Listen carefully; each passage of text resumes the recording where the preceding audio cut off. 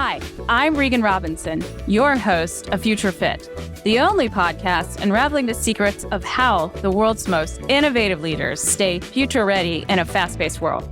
I've spent over 20 years as a futurist and strategist, transforming top global brands and putting investment-backed startups on paths to sustainable growth. Along the way, I've become obsessed with new ways to prepare for the future, because thinking about the long term once a year simply isn't enough. In each episode, I talk with movers, shakers, and path breakers who share their stories about how they turn uncertainty into their strategic advantage. Throughout our journey, we'll discover unconventional and imaginative ways to help you thrive today while leading your teams into tomorrow. Future Fit leaders know that being prepared for what's next is more than a business decision. It's a way of being.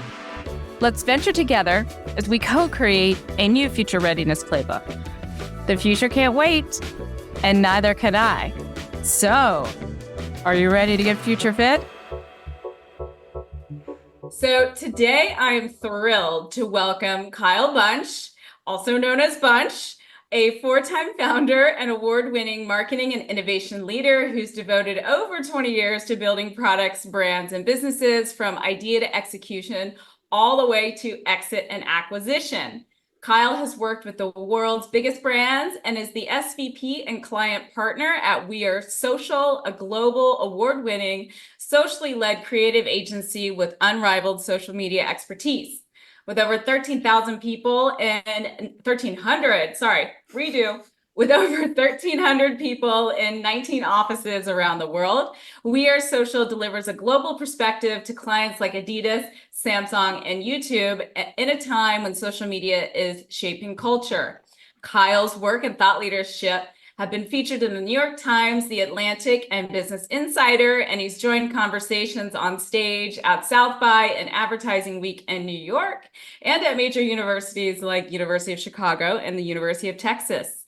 Kyle loves cultivating and leading teams of people who share the ambition to pursue meaningful work that makes an impact in the world. I love that. And he understands what it takes to invent, make, and launch products and experiences that have transformative long-term potential. Kyle is building at the intersection of culture and technology, and is also someone I went to college with many moons ago and have been admiring his work from afar ever since. And so I am incredibly excited to hear what he has to share with us today. And with that, welcome to the show, Bunch. As I'm going to call you Thank for the you. rest of this episode. So excited to finally be here and to reconnect after not that many moons. Let's be generous to ourselves. A few, but yeah. Just a few minutes. All right. Well, let's get this party started with the question that I pose to all of my guests, which is, what does future ready mean to you? So I think future ready is, first off, having a healthy balance of sort of optimism and excitement, but pragmatism as well. I think, if you kind of look back over the last 20 years where it feels like the future was constantly the conversation and driving force behind the economy and certainly a lot of our biggest businesses and growing, but recognizing that the new isn't always the future, isn't always where things are going. And so I think it's always being able to look at things in context from what are the things that have endured for sometimes millennia, what are the things that truly solve a problem in the future? And then, having a good framework mentally to look at that and say, okay, which things are destined to change? Which things maybe just the drive of looking for returns on investment? We're trying to fix problems that maybe don't need solving right away, or maybe aren't even really problems. So I think, honestly, it's just future readiness equals coming with that full perspective of where we are now, where we've been, and where we're going. I love that. Oh my gosh, it's brilliant. So I often tell people that a lot of what I do is time travel as a futurist, because I am living in the past and the present and the future simultaneously. And really, that's actually the magic, is to be able to do that. And as you were talking, what came up for me was a framework that I often share with people that I work with, which is, these are easy questions that you can ask. It's like, first ask what's enduring, what has been around for a long time, what is eroding, like what maybe is starting to fall away, and then what is emerging.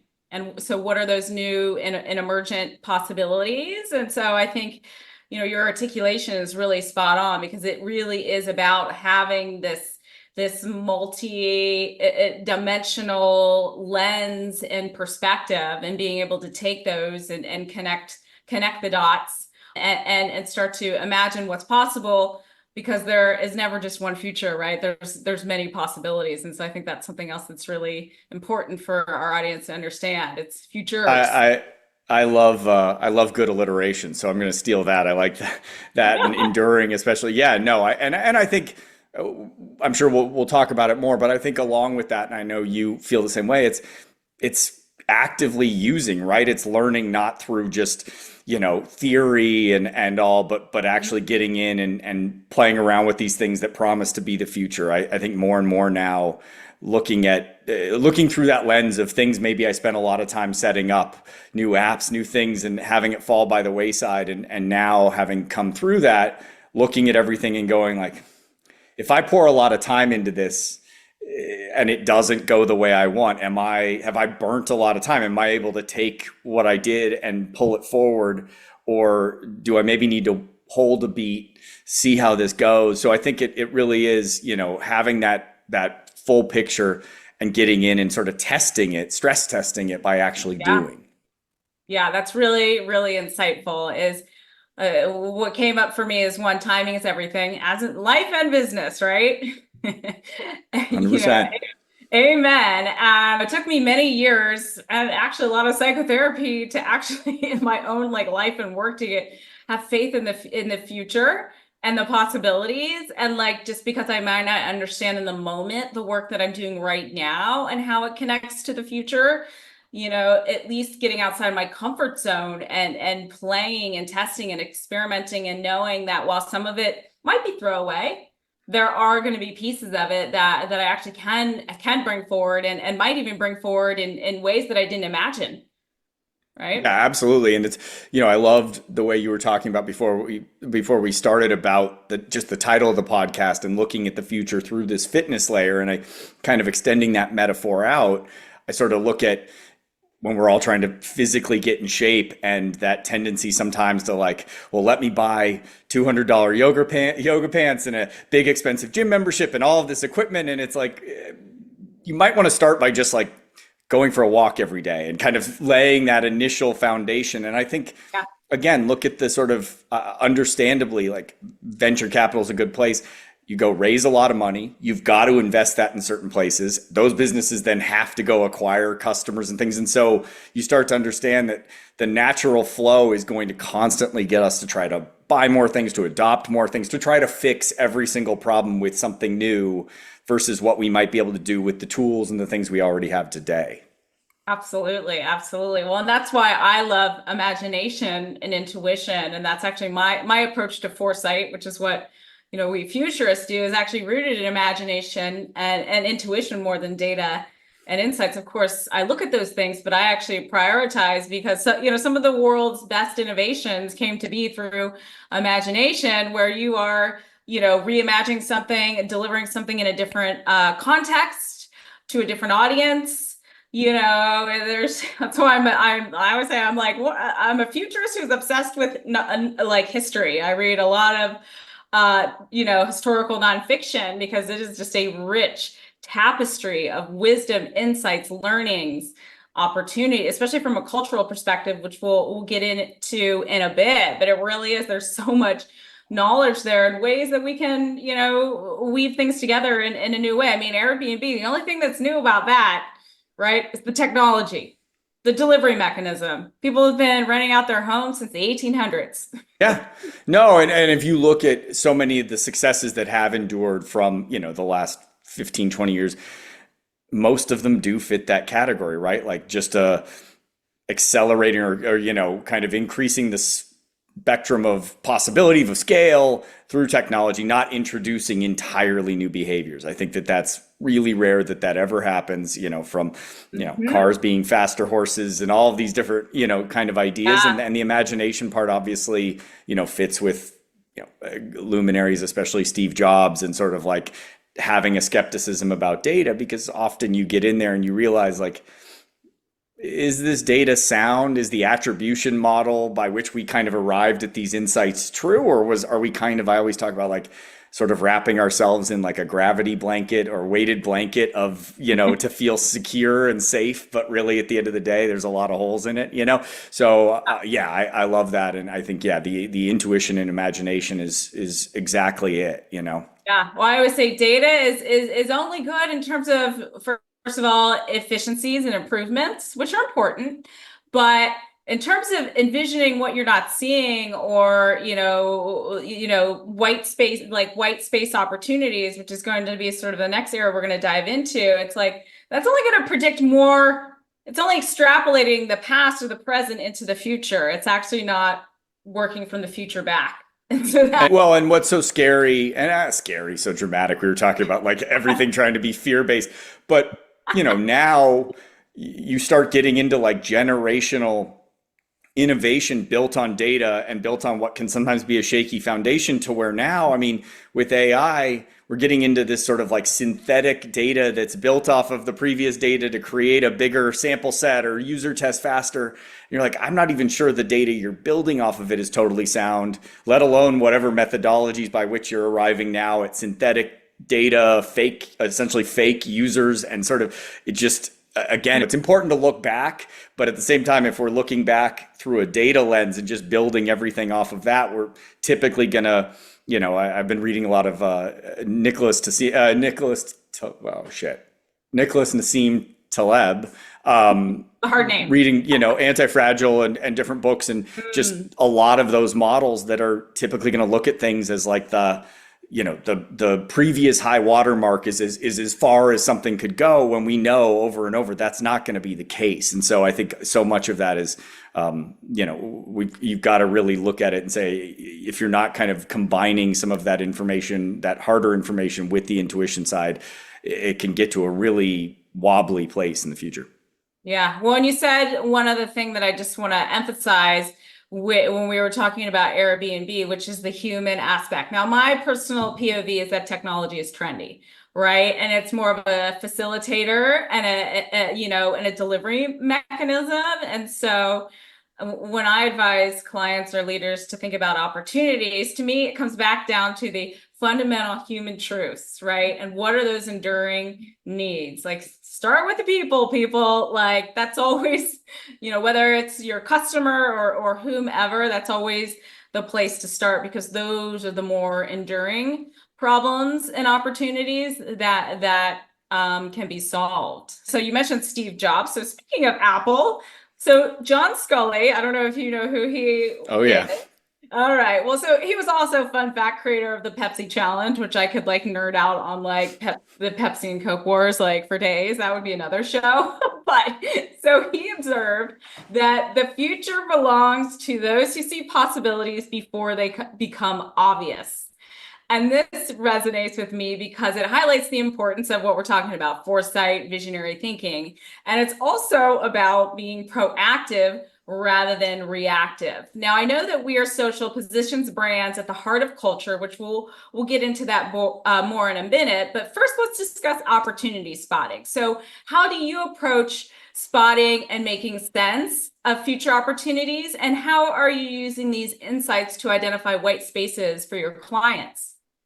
Yeah, so I mean, this may sound a little corny, but I think it's really true in terms of, all of the sort of looking to the future, developing those insights at the sort of speed and scale is very much a team sport kind of situation. I think you have to assimilate a lot of different perspectives. I mean, I think, a lot of the drive for greater diversity and inclusion over the last few years, I mean, obviously there's just a sort of like bringing more people, creating more opportunity, and evenly distributing that better. But the overall business side of it, of so much, especially of what we do in marketing and innovation, does require more perspectives. I think that's some of that myopia of different companies who are hiring certain people all from the same 7 or 8 schools, and you just kind of see where that can lead. Yeah. So I think first and foremost, it's bringing those different people to the table, making sure that they have a voice. Certainly for us at We Are Social, a lot of the things that I was really impressed by that when I came in, and that they already had in place and we were able to kind of continue to scale, sometimes it's just people sharing what they're seeing within their own respective feeds. It's, how do you go out and, just ensure that everybody is spotting things, is learning how to kind of synthesize insights out of those things, so you can spot something in the wild, have different people that are kind of seeing things within their respective worlds with their own backgrounds, their own demographics, all of this, and then bringing those together and really looking at like, okay, what are the patterns that we can spot within there? But like you said before, I think then running a lot of that through that filter of, okay, how does that solve needs going forward? What are the real motives here? What are the things that are shifting? I look at it a lot now as far as, a Gen Z audience and how different it is for them growing up. And then and like, a stat, God, I wish I could credit the author. It was such a smart post. It was also kind of tragic, but she talked about a speaking experience to an audience of, kind of older, probably our Gen X kind of age range. And she was sort of laying out, like what their childhoods looked like. And then how for a lot of the younger millennial and Gen Z, it was like, you remember, okay, bike riding and going and doing these things and all of this human connection with friends. Now imagine 75% less of that. And all of that, in their childhoods, having moved to these, online spaces, social media, gaming, all those things. And obviously that has some of its own advantages, but just such a different experience. And you have to kind of then look at different behaviors and go, well, of course, somebody's going to behave and think differently. We have members of our team that certainly fit the category of finishing school during the pandemic. How different is that from what we had and all of this kind of constant connection to different people from all these different parts of the country or the world? So I think it's, maybe the simplest way to put it would be, how do you look at these things through a very human-led, behavior-led, empathy-led way of thinking about what's happening, so that it is, like you said, where are we solving specific needs, and problems, and not just sort of shiny new objects, which is so easy to kind of gravitate towards if you're not careful. Yes, and that is definitely one of my bugaboos. Now I've just dated myself totally with that word. But it's true. It's like short-termism and shiny object syndrome are huge problems today. People want quick fixes and answers. And you started, your response to my question with, this may sound cheesy. And I'm like, no, because what you're actually talking about are the fundamentals, right? And people forget the fundamentals because they want to sort of jump, oh, what's shiny? It's like, oh, AI. I'm like, don't ever bring up AI on my show, because this is not a show about AI, right? This is a capacity and capability building show. And you're missing the whole point. It's like, no, how can I start to, as a leader and as someone who oversees a team or a company, how can we start to really be more future ready? And AI, might help you with some brainstorming, but it's not about that. And I love your take on the diversity perspectives. I mean, that is foundational, absolutely foundational to future readiness or an opportunity spotting. That's one of the biggest mistakes I see, are leaders narrowcasting and focusing on the familiar. I think that's a good segue to pulling on the culture thread a bit more with the concept of the zeitgeist, right? Which that describes for our audience the prevailing trends, moods, attitudes, and cultural climate of a particular moment that influences multiple aspects of business and society. So the zeitgeist is really about period-specific cultural patterns. You mentioned patterns earlier. But it also doesn't necessarily define a period, and which most people or a lot of leaders aren't going to like, at least the lazy ones. It can overlap with other zeitgeists in really complex ways, but it does offer insights into how people think, behave, and interact within their cultural context, right? And when tapped at the right time, can obviously be help brands springboard ahead of their competition. And so your work and We Are Social's work really places clients and brands into the zeitgeist. And so I'm curious, how do you place clients into the zeitgeist? And maybe what's been most challenging or surprising about this type of work? So as you say that, I mean, one of the places how sometimes I do fall into the sort of framework and visualization of these things, I sort of look at it at this point, the zeitgeist with the speed of culture, with the different platforms. And it's crazy to see. Obviously, things like Twitter have been around for a while, and you can have something and then see it permutate in all these ways. Lord knows over the last few weeks alone, we've seen crazy things that have taken off, from like a joke tweet to like deep into culture and all over the place.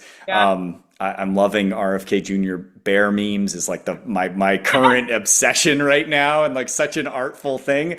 But I look at it a little bit as like, what do you want to say, bullseye or sort of ripple in the pond. And you have these areas where it's like, you know, the sort of thing that drops in, the kind of where it originates, and then all of the places that it sort of pushes out. And some of those are immediate, and the time frame is like within hours, some days. Some start to kind of continue to ripple out, or maybe you would kind of use some sort of wave effect in terms of where it can go and pick up speed. But so I think in terms of that zeitgeist, there's a little bit of almost what is it and what's its expiration date? You know, I think that's a lot of what we're looking at with clients who are trying to move really fast. They're trying to engage with audiences who oftentimes things expire quickly, especially if you're talking to a younger audience.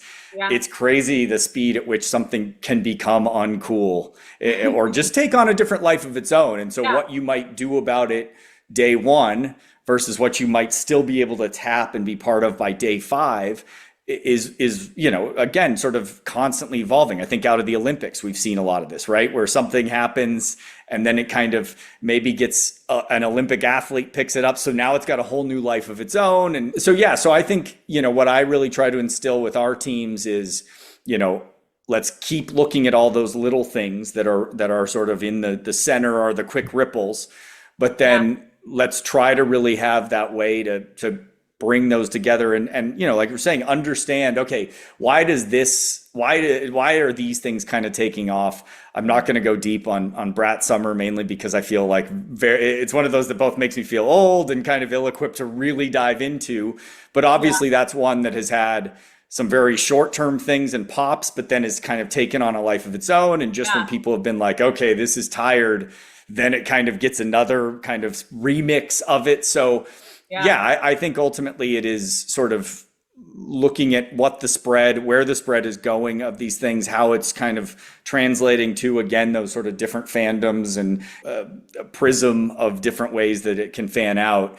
And as we've talked about, I think again and again, looking at it through that lens of, is this enduring? Is this kind of bright, shiny object? What's our role in it? You know, I think that's the big part. Sometimes it's okay, and maybe almost more, I'm stealing more Steve Jobs, but like sometimes that innovation and all is more about what you don't do than what you do. And I think that's a really important thing to look at when you're talking about the zeitgeist. It's important to have a perspective on all of it, but not necessarily try to jump on every single thing you see come through. Yeah, so it sounds like timing is important in your work, and you're really looking at helping clients understand what is maybe more of a fad or a trend versus something that is more enduring, like a larger cultural shift or macro change, and maybe mapping it over to what might be appropriate for that client. I mean, if it's a client that's serving young people, you know, constantly knowing those quick ripples might be important. But if you're working with, a multinational conglomerate, that's in the gas industry or something, I don't know. They might not be as interested. I mean, who knows? You don't know. It depends on what the sort of thing is, but it sounds like that's important. And then really trying to understand what are either the implications or what role, can that client play in that cultural conversation. And then that really helps kind of prioritize how you engage. Yeah, and I'd almost, again, bring it back around to the title of the podcast that I love so much. I think engaging with and tapping the zeitgeist is absolutely one of those things that is sort of about fitness, is about, like, as a group, how do you build that fitness? Sometimes it's as simple as, are your day-to-day clients working with you? Is the hive mind, have you sort of got that mind meld? But then is their organization set up? You kind of said, like if it's this bigger corporation, if it's an oil company, if it's a whatever, there's still probably a role for them to play in this as an evolving the change of energy or the state of the Yeah, energy I industry mean, changing. it's very timely, right? Climate But change. how do you move it through the bloodstream? Do you need organizational change? I think that's often, and going Yeah. back through my career history where a lot of times the day-to-day or the client who you're working with, the CMO is like, yes, I want to do that. How do I get it through legal? How do I get alignment with these other product teams who are scared of this or are afraid that it's going to kind of frame us in a bad light? And you really have to define and sometimes even put people in place, whether it's on your own team or whether it's on a counterpart client team or other part of an organization. So I think, again, yeah, using that sort of building the fast twitch muscles, if you will, of that sort of future fitness is without it, maybe we extend the analogy out further, you're likely to kind of throw your back out, right? Like you're likely to kind of injure yourself trying to lift too much weight too fast. Yeah, 100%. Yeah, it's literally one of those things. And it's something I bump up against a lot in my work where they're like, oh yeah, we just want to, engage once a year. And I'm like, no, like you're totally missing it. This is a muscle, again, a capacity, a mindset. And while you may have to do a lot more work on the upfront, just like if you haven't exercised in like a decade or something, you might have to work a little harder at it for the first, year. Like this is Yeah. a long game, this is a journey, this is a marathon, not a sprint. But I'll tell you what, I mean, I'm even experiencing this right now in horseback riding and a lot of like next level sports that I'm doing, like physically and mentally, I'm experiencing this now in my, late 40s. It's like now, you get to a point where then you're able to do a lot more with less. And so you've got like this momentum and this sort of flywheel effect happening that, then it just becomes intrinsic. It's an intrinsic innate capability. And then you free up time for other stuff. And it's like, I try to explain to people, it's like the strategic clarity that you have once you've developed the fitness is like, it's a freaking superpower. And I, this has been a journey of mine. I've been working on, sort of this way for the last 7 years. Took me a long time, everybody, to sort of get to this place. So if you want that sort of shiny object, quick fix, I got bad news for you. It's not, I mean, maybe you're an outlier, but it does take hard work. But then once you get there, it's like, wow. It's like the ability to leapfrog is pretty incredible. Yeah, I think what I've seen watching and admiring your career is, look, you put in the work and a lot of it does become second nature. And what you find is in oftentimes, watching the Olympics, and you'll have these people who are technically competitors, but they train together, and it's kind of the same where oftentimes, maybe there's like a very heated competitor and there's trade secrets, but often, you get into these groups where you do compare notes, where you do kind of go, okay, we're all going to be doing it our own way. We're all going to have our own special sauce, but there's also a lot of things that let's not go replicate or reinvent the wheel. Let's build on things together, knowing that, hey, look, eventually they're going to get there on some of this. So I think a lot of this really is about finding those training partners, if you will. I just love the future fit analogy. So I'm going to keep using it wherever I can. But I love it. Really Please use it away, because I do think. I mean, and I also always tell people, like, being well is the foundation of working well. And so that's why my methodologies that I use, I actually start with the humans, the people, and like we start with a well-being approach. Because you're not taking care of yourself, like the work that we're trying to do is going to be that much harder. So, I'm even now getting to a point where I'm starting to filter out opportunities where I'm like, if it's clear that, taking care of themselves as a leader as well as their team is not a priority, I'm like, probably not the best fit for me, because not only is it not values aligned, but it's again, it's when you prioritize your well-being in its largest sense of the word, you're just able to do this work much more efficiently, effortlessly, and effectively. Yeah, absolutely. It's quite remarkable. So let's shift gears to the topic of brand and what it means to be a modern and future ready one. So I'd like to share something I wrote in a 2018 proposal that I actually came across when I was preparing for your interview. So when I wrote and this crazy proposal, although I did get the gig, so must have worked on some level. I wrote, it's kind of funny because this is before I leaned into my futurist positioning, but I wrote, your brand must excel at making the future an asset by playing offense, which I know you'd appreciate, building identity networks, embracing self-awareness, and being receptive when developing the narrative, which I think actually is very germane to a lot of the topics that have come up today. And now you believe that community membership and a company sense of belonging are the foundation of a modern brand. And so it does sound like there's some harmony between our point of views. And so I'm curious, what other key attributes do you think modern brands should possess to thrive in the future? And maybe in what ways can community and belonging and fandom you've talked about, how can that drive innovation and help brands stay ahead of the curve?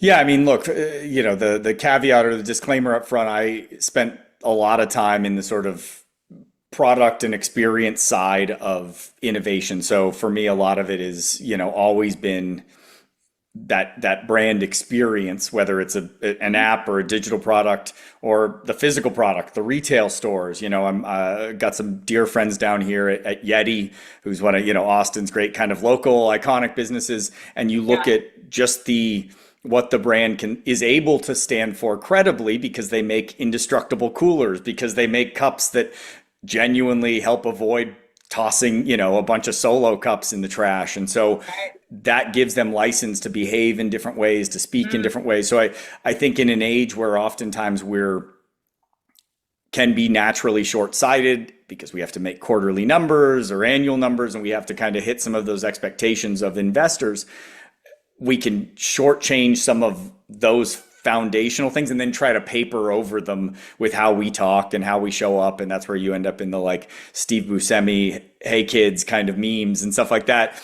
So I think you've got to start there and really look at, and an easy place to look would be, LVMH as like the ultimate pinnacle of like a brand that is, I don't think any brand in the world is able to take a product and add this huge margin more. And I think that the value of brand to me is often that is like, if amongst the competitive set, where are you able to deliver value above kind of the average? And so I think you've got to look at that, and then it can translate out and go, okay, well, how should we behave in these different places that live up to the promise of that brand and that brand experience? And sometimes it's very much, it looks the same. I mean, you can look at a lot of years worth of advertising from those luxury brands, and it feels like I remember like old Louis Vuitton ads. I don't know why the one that sticks with me is an old Sean Connery one, but it's like him in this amazing like mahogany study with his trunk next to him, and that feels very much like this natural extension of a brand who literally started from building bespoke trunks for royalty when horse-drawn carriages were new and they needed a way to move around, and then trains were new, and so I think you've got to really look at, okay, well, what is that brand heritage and how can we build on top of it in ways that are interesting, but sometimes more vanguard, and it's, hey, look, we're actually known for kind of breaking the rules. And I think in their heyday, and I won't go into all of the over analysis on LinkedIn and other places about Nike, but I spent a lot of years working closely with Nike, and when I was able to step into that role, it was a dream as a kid. And why was it a dream? Because when I was young, they were this deeply rebellious brand, and you're young, and there's these ads where Charles Barkley's saying he's not a role model and all of this that flew in the face of convention. And for years, they were really able to ride that. And with that, you see some amazing things. I mean, I think Serena Williams, to me, is one of the favorite examples of like the amount that she was outside of the tradition and the expectation from where she grew up and coming up as a woman of color in tennis, which was kind of unheard of at the time to have any person of color, especially a woman.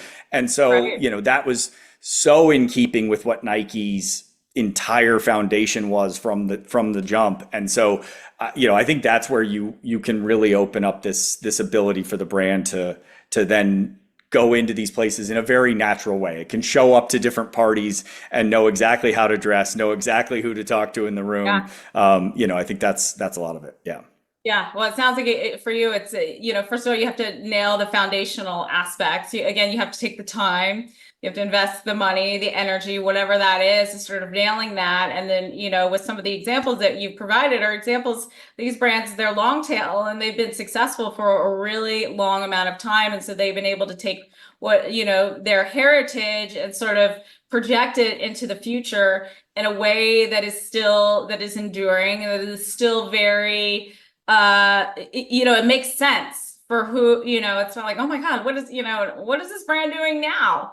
That doesn't mean they didn't whiff on a few things maybe on a tactical level. That can always happen when you're more experimental. But at the end of the day, it's that enduring brand promise, right? That is still being brought to life in new ways. And maybe it's more of this,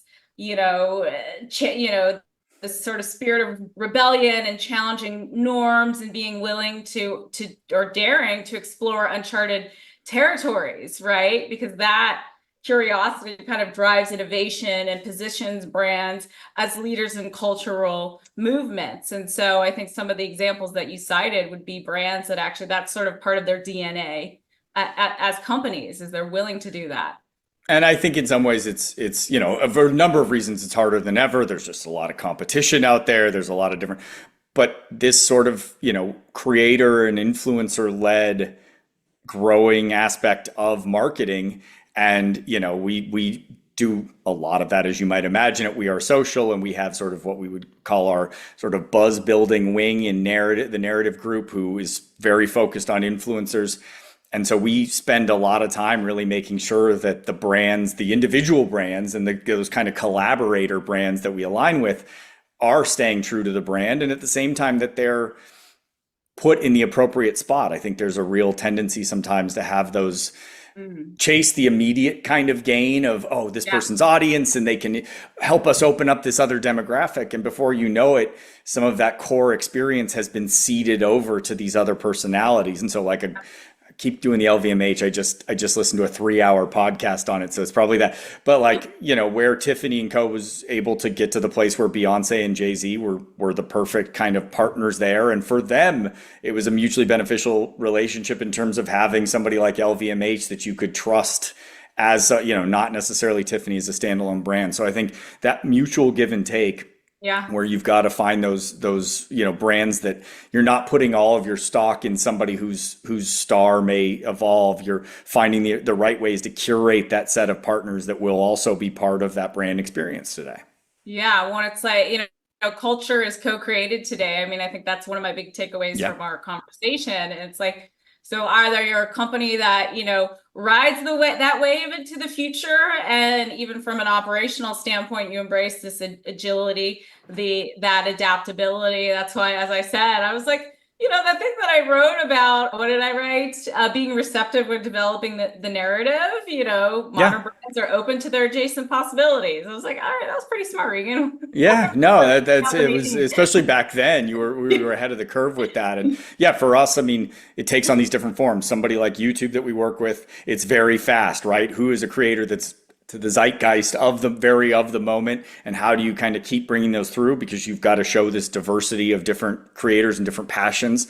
We do, some great work with McDonald's that's more about those longer term, bigger celebrity names that maybe help push into a new direction, or diversify or dimensionalize the brand, but definitely a way that's meant to live on further. There's a great partnership with Kerwin Frost, who, a newer up and coming emerging artist, but somebody that partnership wasn't thought of as like a quick one-off. That was, hey, we're going to make merch and different collabs that are going to live on for a bit and show that we, are true to his community. We're not just trying to piggyback on this person. We're going to really kind of create things together that are still true to our brand and some of our iconic IP, but bringing him in a way that's new and fresh. So I think, different brands, different kind of speed at which they have to do it, different types of partners, but it's all essential. Those adjacencies, like you said, I think is a great way to put it.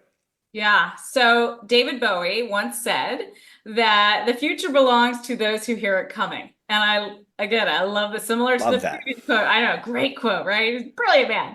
And I love it because it taps into the nature of foresight and future readiness, right? It highlights the importance of being really attuned to emerging signals, subtle shifts, as well as, on top of that, it's some of the macro stuff that we've talked about, right?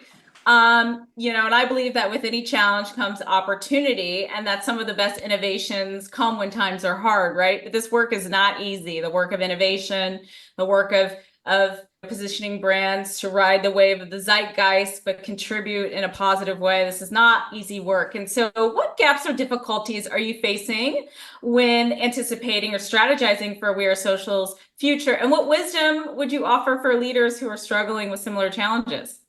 So I think maybe work backwards and say, I love that David Bowie quote. I have my David Bowie Inside David Bowie book in the other room. I mean, definitely that was of all the recent celebrity passings, or of the last, I guess, decade now, that one hit the hardest. I always love his interview where, the interviewer is very cynical about the internet and he expresses this open-mindedness. And I always think about it just in his voice. You've got to set a lot of ego to the side. I think there's a natural, when you're younger, you look at everything older with this like, it's dusty and old. And then you come to realize which things endure. And I'm definitely on that side now of like waking up to like, that's not going anywhere. And there's a reason why it stuck around. When you're older, it's easy to kind of look at all these new things and be like, that's dumb and that's going to expire in no time. And so I think that's a big part of it, just that getting that mindset right and setting aside the ego.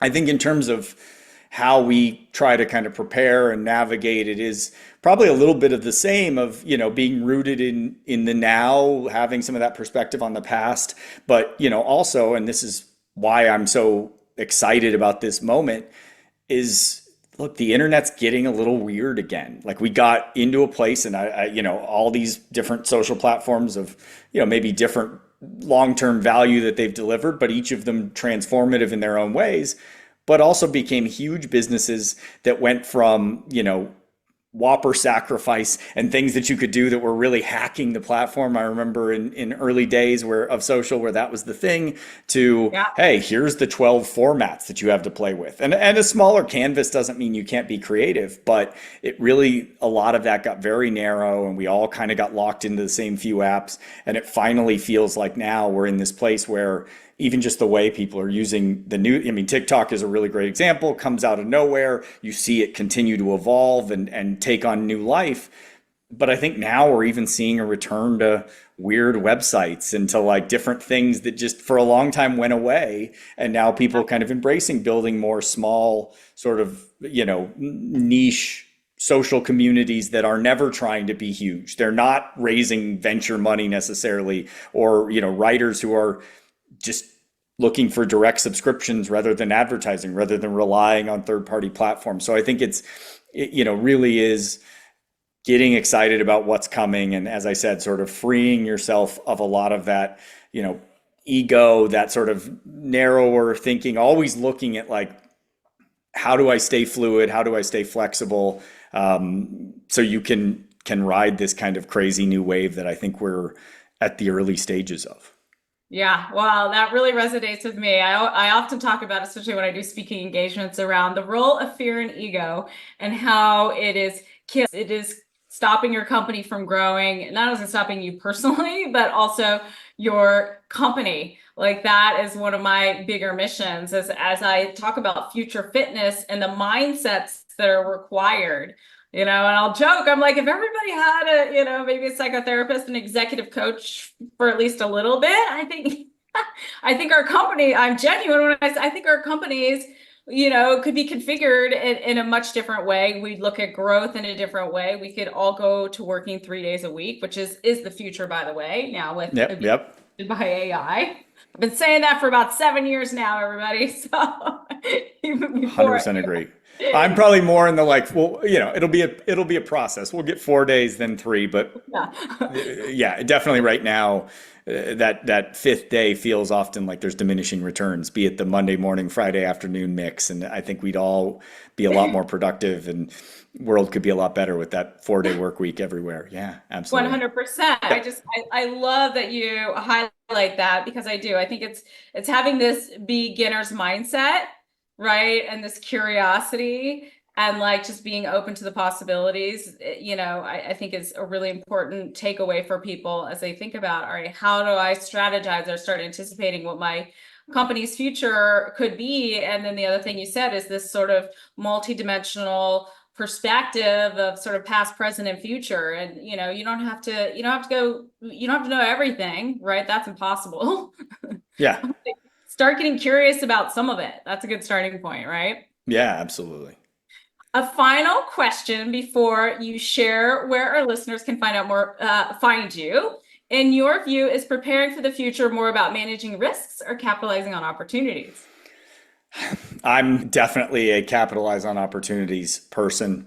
I think as for so many of the things we've talked about, I don't mean that in any sort of bright, shiny object way, but I think a lot of the things that we lament or that, have maybe degraded in terms of what the opportunity was to where it's gone culturally have to do with that risk management mindset. I think that there's so much looking at data for answers or trying to draw conclusions with incomplete or misleading data. I think a lot of our leaders are just incented to be risk managers. And it gets into, especially those longer bets, it's like politics where it's like, kind of the worst thing to propose is like a bridge that's going to take 10 years and create lots of traffic, even if it might have way more impact than these smaller projects. And I kind of think it's the same where, when we live quarter to quarter, it's really tough to break through, to be responsive, as we're saying, for all of those reasons where culture's moving really fast